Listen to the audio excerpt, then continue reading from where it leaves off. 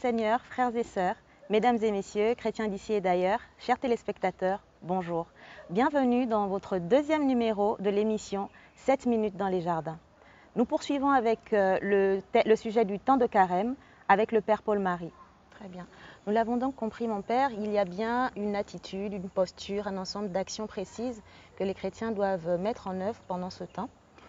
Mais je m'interroge, mon Père, est-ce qu'il y a systématiquement des fruits à attendre de ce temps? Des fruits concrets? Oui, bien sûr, bien sûr. L'aumône, prenons l'exercice de l'aumône. Comme dit l'Écriture, il y a toujours beaucoup de joie à donner qu'à recevoir. L'un des fruits attachés à l'aumône, c'est quand même une certaine joie intérieure. Elle n'est pas nécessairement égocentrique, elle n'est pas égoïste. Il y a la joie de la bonne conscience. Il y a la joie qui jaillit du fait qu'on a posé une action, un acte digne, un acte noble. Donc, de ce point de vue, vous voyez que donc, le temps du carême peut être un temps aussi marqué par une joie profonde. D'ailleurs, quand Jésus nous fait la prescription du jeûne, il nous invite justement à garder cette dimension joyeuse, cet aspect joyeux, parce que justement, il y a des fruits attachés à ces exercices spirituels. Nous avons tendance à les banaliser.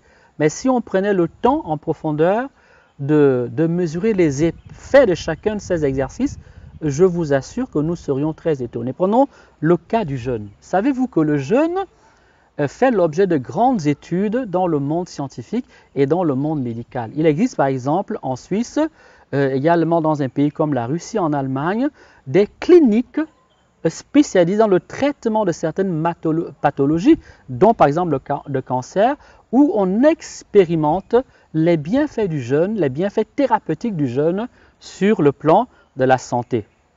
Alors, peut-être que ça vous paraît un peu difficile à comprendre. Sachez que quand l'on jeûne, le corps est obligé de puiser sur ses réserves naturelles. Et puisant sur ses réserves naturelles, il s'allège. Donc, il va se détoxifier. Et du coup, vous voyez qu'il y a un lien direct avec un jeûne lorsqu'il est bien pratiqué et même la santé physique. Donc, on s'allège en réalité. Et donc, simplement sur un plan biologique, sur un plan somatique, le jeûne a des effets absolument remarquables. Alors, pour que vous compreniez cet élément-là, je vais prendre un exemple un peu à contrario. Savez-vous que les grandes maladies du monde occidental, et même ça vient petit à petit chez nous en Afrique, les principales maladies sont les maladies liées à l'excès de consommation. Ce qu'on appelle les maladies cardiovasculaires, c'est en général les maladies que l'on peut rattacher immédiatement aux excès alimentaires, au manque d'hygiène de vie. Donc, en d'autres termes, pour dire les choses très clairement, 80 ou 70% des maladies dont s'ouvre le monde contemporain est lié tout simplement au fait que l'humanité, surtout dans sa partie la plus riche, le monde est riche, eh bien, mange excessivement. Donc, le corps est surchargé de féculents, de sucre, de graisse, et il n'a plus la possibilité d'évacuer, il n'a plus la possibilité donc de gérer tout cela, et ça crée toutes sortes de maladies. Du sang, du corps, de la peau, etc. Vous voyez?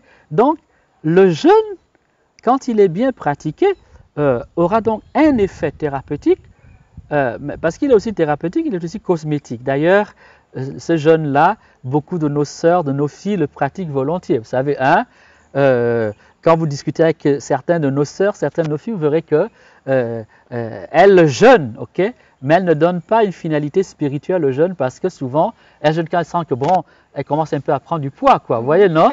Voilà, vous voyez donc que le jeûne a beaucoup de bienfaits, a une très grande fécondité. Là, j'ai mesuré la fécondité sur le plan biologique, je peux mesurer la fécondité sur le plan relationnel. Puisque si je suis en joie, je suis bien dans ma peau, vous voyez l'incidence, vous voyez la conséquence dans le rapport aux autres. Quand on est bien dans sa peau, on entre aussi paisiblement en relation et joyeusement en relation avec les autres. Donc, vous voyez, la conséquence sur le plan social. Mais souvent, on ne pense pas à ça. Mais sur le plan psychologique, si je suis bien dans ma peau, je suis bien aussi dans mon cœur. Et du coup, je serai aussi bien dans ma relation avec Dieu. Les conséquences sont multiformes, elles sont importantes. Malheureusement, le cadre, le temps imparti à notre mission ne me permet pas d'aller en profondeur. Vous l'avez dit, mon père, nous ne disposons que de très peu de temps. Une dernière petite question. Est-ce que, comment dirais-je, est-ce qu'il y a une attitude en dehors de la privation de nourriture? Est-ce qu'il y a une attitude particulière à associer aux jeunes que vous évoquez? Beaucoup s'interrogent, en dehors de la privation de nourriture, quelle est l'attitude, quel est le geste, quel est le comportement attendu par l'Église ou même par le Seigneur pour un chrétien? Bon, je pense que nous disons plus ou moins la même chose, hein. J'ai dit que les 3 principaux exercices du temps de carême étaient la prière, ok? Donc il n'y a pas que le jeûne, il y a la prière. Il faut pouvoir associer le jeûne à la prière pour lui donner son orientation spirituelle, son orientation religieuse, le jeûne au partage pour donner, on peut dire, à son orientation un aspect social, un aspect relationnel, un aspect concret dans le rapport aux autres. Les attitudes sont des attitudes tout simplement chrétiennes. Je pense que c'est vraiment des attitudes basiques. Okay? Alors, initialement, comme je l'ai dit au début, c'était la préparation des fidèles au baptême.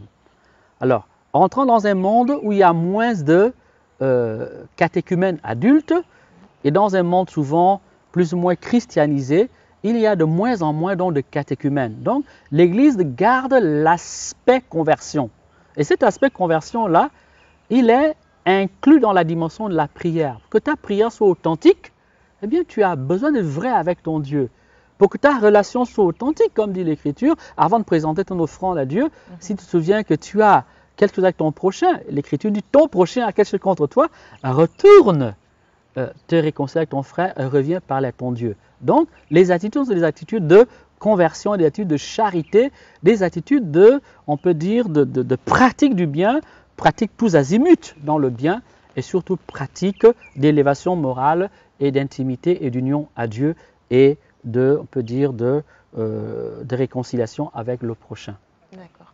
Merci mon père. Nous arrivons au terme de notre émission. Un dernier mot, un mot de fin peut-être? Écoutez, c'est moi qui vous remercie. Nous nous sommes invités chez vous, dans votre salon, dans votre smartphone, dans votre grand ou petit écran, peut-être même dans une voiture, parce que avec les réseaux sociaux aujourd'hui, au volant d'une voiture, on peut suivre n'importe quel élément vidéo, audio, etc. Merci de nous avoir accordé de votre temps. Merci de mettre à profit ce temps de carême, à la fois pour vous-même, pour les vôtres. Alors mon père, nous avons amplement eu le temps d'aborder le sujet du temps de carême. Merci à vous. Je vous laisse le soin de conclure. En guise de conclusion, j'aimerais simplement que nous prenions une petite minute de prière. Vous savez, on peut prier en toutes circonstances, en tout lieu, à temps et à contre-temps, parce que la grande orientation de la prière chrétienne, c'est prier sans cesse. Alors, si vous le voulez bien, là où vous êtes, même dans votre bureau, quelques instants de silence et nous invoquons le nom du Seigneur pour que ce temps de carême soit fécond pour chacun d'entre nous.